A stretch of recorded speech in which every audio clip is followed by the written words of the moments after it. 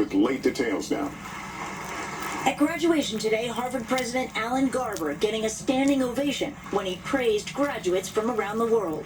Around the world, just as it should be. While just across town, a federal judge extended her order blocking the Trump administration from revoking all foreign student visas at the university. But it is only a small win for Harvard. Its international students still face legal limbo that could last months. I'm not sure if I am able to return to Harvard for my fall semester, which begins in August. Pakistani student Abdullah Shahid Sial was just elected student body president. He spoke to us from Australia. We really want to come back. The Trump administration accuses Harvard of fostering anti-Semitism on campus and implementing what it calls racist DEI policies.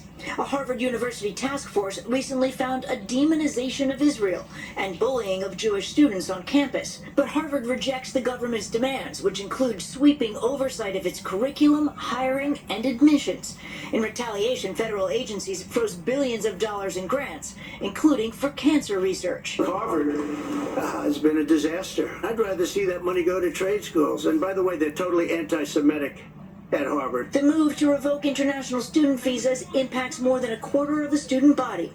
Tonight, the Trump administration with a new escalation. Secretary of State Marco Rubio announcing the State Department will aggressively revoke visas for Chinese students, including those with connections to the Chinese Communist Party or studying in critical fields, and will revise visa criteria to enhance scrutiny of all future visa applications from China.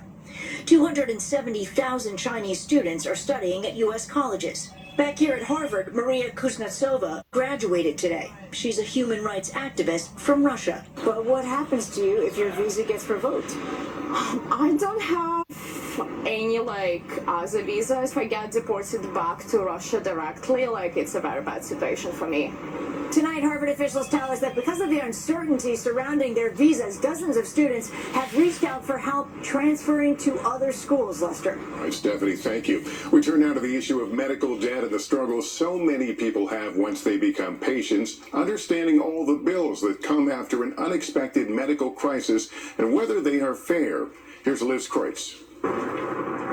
3 years ago, Blake Pfeiffer went for emergency stomach surgery in Colorado Springs. He's a self-employed plumber and says at the time he couldn't afford insurance. He knew he'd have to pay out of pocket, but says the bills that came from the University of Colorado health system made no sense. To this day, though, you still don't understand. I still don't understand. I don't. No.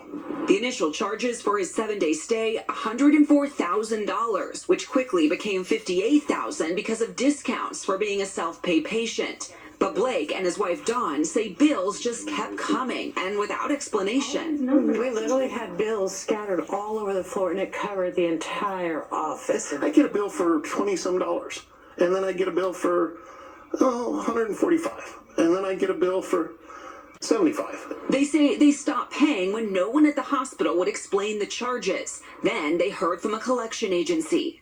I did not like owing anybody any money, but I also don't like paying for something that I don't know whether I'm paying for. The couple went to a patient advocacy group for help and were told that at the time the hospital wasn't publicly displaying many of the charges a new law required.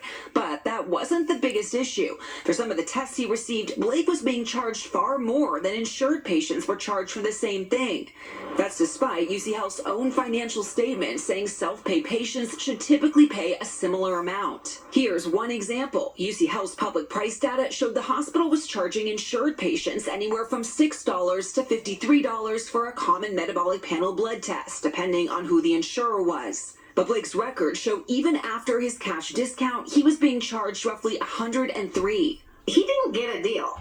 He was actually charged over 2 times more than what would be a appropriate price. Patient rights advocate co-founder Cynthia Fisher says the issue is rampant across the country.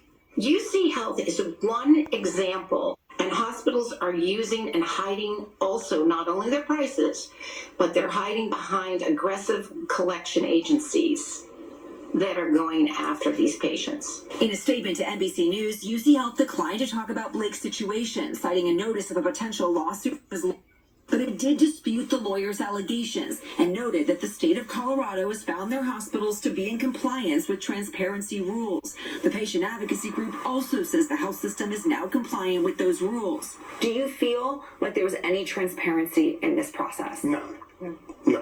Nobody was interested in talking to us. The Pfeiffers say their frustrations primarily stem from that confusion and lack of communication to help understand what the bills were for. And they now have this request to hospitals. Be more transparent and treat people like you would want your family being treated. Liz Groyce, NBC News, Colorado Springs.